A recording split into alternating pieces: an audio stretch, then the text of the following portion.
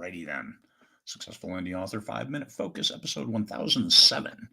Identifying your strengths and weaknesses.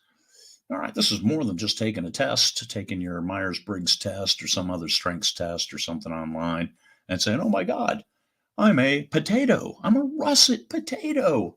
Stop it. Don't do that stuff. It's hard to do on your own. Identify your own strengths and weaknesses unless you're very enlightened. And yes, there are a lot of people who are enlightened, but you're actually probably a worse judge of what you're good at or what you're not good at.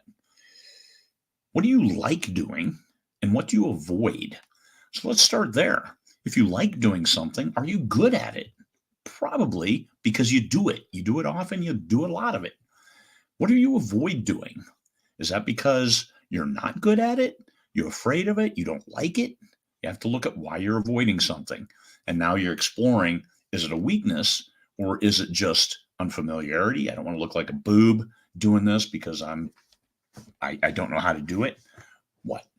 So that's a little bit on your self-analysis. What do you like doing? What don't you like doing? And then looking at deeper why. And what you like doing, you're probably better at than what you don't like doing. And as a writer, getting feedback earlier in the process from readers is important to understand, are you a good storyteller? Do you get lost in details in a way that doesn't help your readers understand what's going on? Do they get lost? Do they want to stop reading?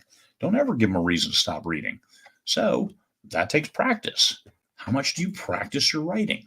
Or did you write that one book and say, oh, geez, I'm not good at writing?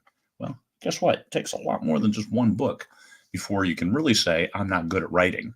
Say you've written 50, 60, 70 books, and nobody wants to read your stuff. Even the most newest stuff that you put in front of strangers, they don't want to read it, and they're the right audience. Then maybe how hard have you worked to improve your storytelling?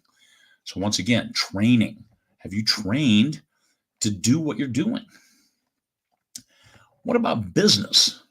Outreach, which I talk about networking, about advertising, about marketing, and project management. This is putting the pieces together to take your book from concept to published product. So project management from a marketing perspective. How do you take this item, this product here, and put it in front of the right readers in such a way that they are enticed to give it a look, to give it a closer look, read the blurb and say, yes, this is a book that's exciting and I want to read it. So all of those steps, there's a lot in there. What are you good at? Are you good at writing blurbs? Are you good at finding people who write blurbs? That might be a great strength. Are you good at finding people who will give you good feedback on proofreading, good feedback on a developmental edit, good feedback on you personally and your brand and how you approach people? There's a lot to be said for that. How have you trained? How much have you invested in your personal training to become what you want to be? I spent 3 years in law school to become a lawyer. And after graduating, I realized being a lawyer kind of sucks because you're sitting behind a computer researching, writing point papers.